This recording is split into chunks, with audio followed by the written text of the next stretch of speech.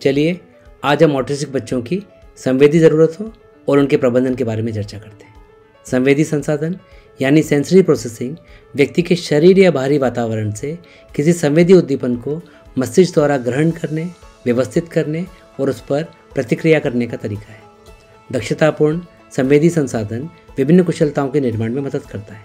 सबसे पहले शारीरिक कुशलताएं, जिनमें सहन शक्ति, मसल टोन, समग्र संचालन और संचालन गतिविधियां यानी मोटर एक्टिविटीज़ और समन्वय कौशल सम्मिलित है। दूसरे, क्रियाकलाप संबंधी कुशलताएं, यह एक से अधिक चरणों वाली गतिविधियों की योजना बनाने और उन्हें कार्यान्वित करने की क्षमता है। तीसरे, संज्ञानात्मक कौशल, जिनमें ध्यान, रचनात्मक सोच, सीखना, दृष्टि स्थानिक कुशलताएं, श्रवण भाषा कुशलताएं शामिल है। चौथा है सामाजिक भावनात्मक कौशल। इसका अर्थ सीमाओं को समझने, दूसरों की भावनाओं को समझने और सुरक्षित महसूस करने से है। संवेदी संसाधक विकार यानी सेंसरी प्रोसेसिंग डिसऑर्डर 3 प्रकार के हो सकते हैं। 1. संवेदी परिवर्तन विकार यानी सेंसरी मॉड्यूलेशन डिसऑर्डर। 2. संवेदी आधारित संचालन विकार यानी मोटर डिसऑर्डर। 3. संवेदी विभेदक विकार यानी सेंसरी डिस्क्रिमिनेशन डिसऑर्डर। संवेदी परिवर्तन विकार संवेदी उद्दीपनों की प्रतिक्रियाओं को नियंत्रित करने में कठिनाई को कहते हैं।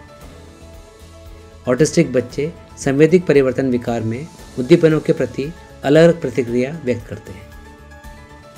इनमें एक है संवेदी अति प्रतिक्रिया, दूसरा है संवेदी अल्प प्रतिक्रिया, तीसरा है संवेदी मांग व्यवहार यानी सेंसरी सीकिंग बिहेवियर। संवेदी अति प्रतिक्रिया किसी उद्दीपन के प्रति बहुत ज़्यादा या बहुत तेज प्रतिक्रिया होती है।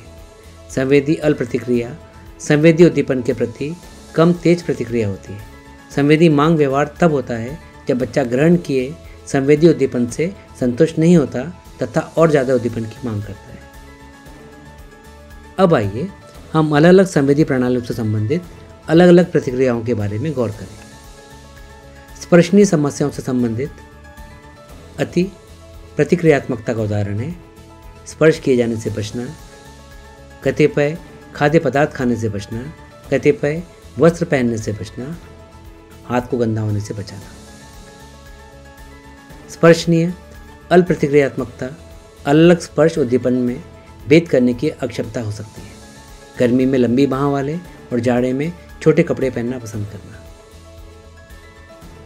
संवेदी मांग व्यवहार का उदाहरण है ऊंट पटांग खेल खेलना, आलिंगनबद्ध या स्पर्श किए जाने पर खुश होना, दीवारें लोगों के विरुद्ध में होना, ऊबड़ खाबड़ खेल से आनंद प्राप्त करना। स्पर्शनीय अति प्रतिक्रियात्मकता के लिए गतिविधियाँ, अंगुली से पेंटिंग, रंगाना, चावल की बोरी, बालू या आटे में सामान खोजना, अलग अलग स्पर्श को महसूस करने के लिए खाद्य क्रीड़ा।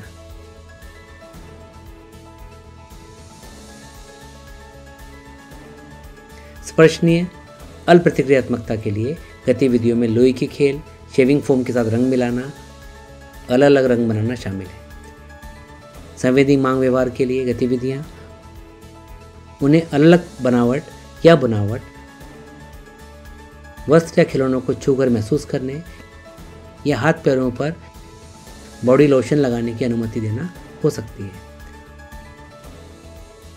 प्रग्रहण से संबंधित यानी प्रग्राही समस्याएं। प्रग्राही अति प्रतिक्रियात्मकता में शरीर अलग अलग अजीब स्थितियों में आ जाता है। छोटी वस्तुओं को संभालने में कठिनाई होती है। हरकत वाली गतिविधियां नापसंद करता है। प्रग्राही अल्प प्रतिक्रियात्मकता का अर्थ है बेढंगा होना और आसानी से गिर पड़ना, धक्का देने, खींचने और चुभाने के लिए उद्यत रहता है। स्थान में शरीर की स्थिति से अनभिज्ञ। प्रग्राही संवेदी मांग व्यवहार शारीरिक खेल, चीज़ों से टकराने और धक्का मारने से आनंद प्राप्त करना हो सकता है। प्रग्राही अति प्रतिक्रियात्मकता के लिए गतिविधियां हैं बाधा श्रृंखला गतिविधि, जानवरों के सामने टहलना, योगा की विभिन्न मुद्राएं और बाहर टहलना। प्रग्राही अल्प प्रतिक्रियात्मकता के लिए गतिविधियां हैं बिस्तर की चादर लपेटना, शरीर के जोड़ों को दबाना, रेंगना, भारी वस्त्रों को ठेलना या खींचना। प्रग्राही मांग बच्चों के लिए हम अलग गतिविधियां दे सकते हैं जैसे कि बागवानी, तैराकी और स्पोर्ट्स की विभिन्न गतिविधियां। श्रवण की समस्याएं। श्रवण संबंधी अति प्रतिक्रियात्मकता, बच्चे अचानक शोर सुन रोने लगते हैं या क्रोधित हो जाते हैं। बच्चे कतिपय शोर सुन के अपने कान बंद कर लेते हैं। बच्चे शोर की जगह से बचना चाहते हैं। श्रवण संबंधी अल्प प्रतिक्रियात्मकता का संकेत, उनका नाम पुकारने पर प्रतिक्रिया करने में कठिनाई, शैक्षणिक कुशलताओं में कठिनाई, वर्तनी समझने में कठिनाई।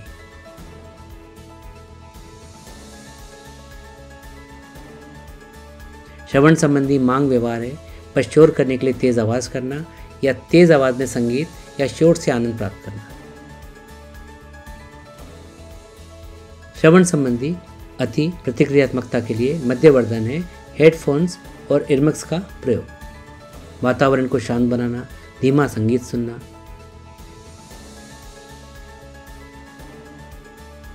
श्रवण संबंधी अल्प प्रतिक्रियात्मकता है ध्वनि मिलान करने के खेल, मौखिक आदेश के अनुसार गतिविधियां करना। संवेदी मांग व्यवहारों के लिए बच्चे को संगीत के वाद्य बजाने और मोजार्ट संगीत अथवा धीमा संगीत सुनने दें। मौखिक संवेदी समस्याएं। मौखिक अति प्रतिक्रिया, धीमा या अपर्याप्त श्रवण, उल्टी करना, दांतों पर ब्रश करने या कतिपय बनावट के फल से बचना, भोजन के समय इनकार करना या रोने लगना। मौखिक अल्प प्रतिक्रियात्मकता है अलग अलग स्वादों में भेद करने की अक्षमता, लार टपकना, स्वादों के लिए असामान्य पसंद। मौखिक संवेदी मांग व्यवहारों में अखाद्य वस्तुएं जैसे कि पेंसिल, फर्नीचर, रबर बैंड आदि खाना और भोजन को ज़्यादा देर तक मुंह में रखना।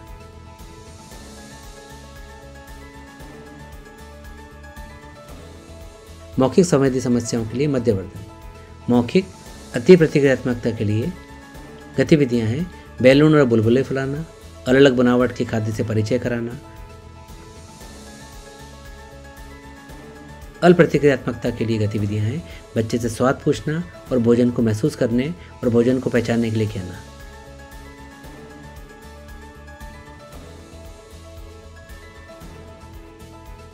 मौखिक संवेदी मांग व्यवहारों के लिए सीटी बजाने की गतिविधि के लिए हम अलग अलग तरह की सीटियां, माउथ ऑर्गन और चबाने वाले दूसरे खिलौनों का प्रयोग कर सकते हैं। और आप चाटने के लिए पॉप्सिकल दे सकते हैं और बादाम या कुरकुरे खाद्य पदार्थ भी दे सकते हैं। वेस्टिबुलर संवेदी समस्याएं। वेस्टिबुलर अति प्रतिक्रियात्मकता, ऊंचाई या खेल के मैदान के उपकरणों के प्रति डर, हरकत वाली गतिविधियों के प्रति नापसंद या सीढ़ियां चढ़ने से बचने या ऊपर नीचे आते जाते समय रेलिंग को पकड़ने की प्रवृत्ति हो सकती है। वेस्टिबुलर अल्प प्रतिक्रियात्मक बच्चे क्लासरूम में बैठना नहीं चाहते, खेलने के समय असुरक्षित जोखिम उठाते हैं या संतुलन और समन्वय वाली गतिविधियां करने में कठिनाई महसूस करते हैं। वेस्टिबुलर मांग व्यवहार है झूलना, हिलना डुलना और बहुत ज़्यादा उछलना कूदना या आसपास निरर्थक, निरुद्देश, दौड़ धूप और आवेगात्मक हरकतें करना।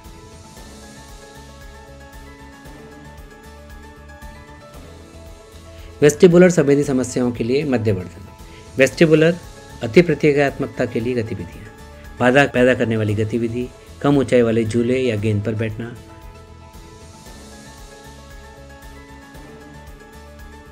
अल्प वेस्टिबुलर प्रतिक्रियात्मकता के लिए गतिविधियां हैं स्किपिंग, संतुलन बोर्ड गतिविधि और ट्रैम्पोलिन पर कूदना।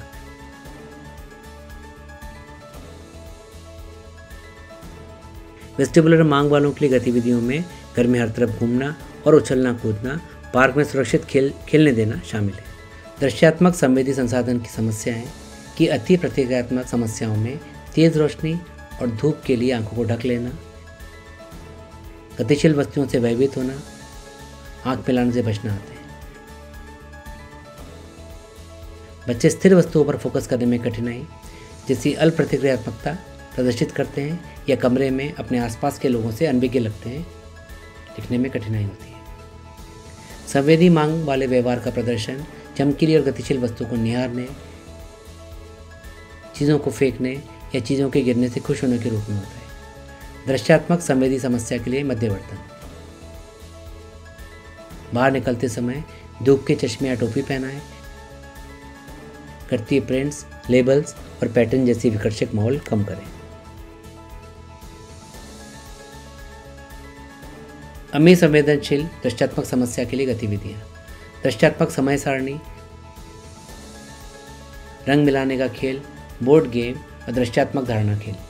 दृश्यात्मक मांग वालों के लिए गतिविधि हैमक झूला पर झूलना या गेंद पटकने की गतिविधियां या झूले वाली दूसरी गतिविधियां गेंद उछालने या किसी लक्ष्य पर गेंद फेंकना, हवा में बैलून पकड़ना है।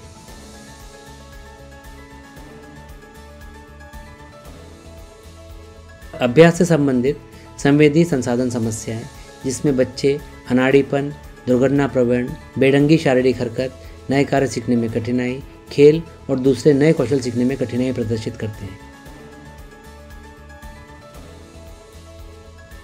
परिवेश को जानने की कोशिश नहीं करते, हैंडराइटिंग गंदी होती है, शरीर की अलग मुद्राएं बनाए रखने में कठिनाई महसूस करते हैं।